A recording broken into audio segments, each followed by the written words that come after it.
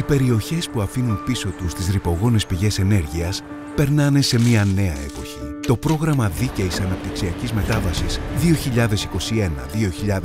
2021-2027 έχει ήδη πιάσει δουλειά. Έχει εγκρίνει 852 επενδυτικά σχέδια με επιχορήγηση 401,2 εκατομμύρια ευρώ και δημιουργεί πάνω από 3.500 θέσεις εργασίας. Το πρόγραμμα ενισχύει μικρομεσαίες αλλά και μεγάλες επιχειρήσεις, στηρίζοντας στην πράξη την οικονομική ανάπτυξη και την κοινωνική συνοχή.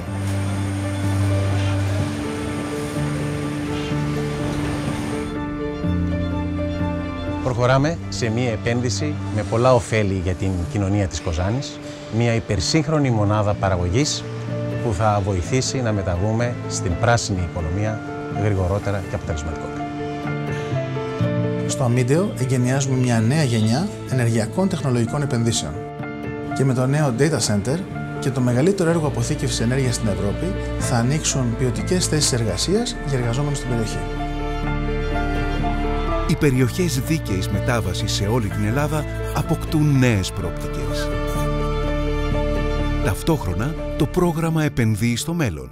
Επενδύει σε καθαρές μορφές ενέργειας που σέβονται το περιβάλλον και τους ανθρώπους.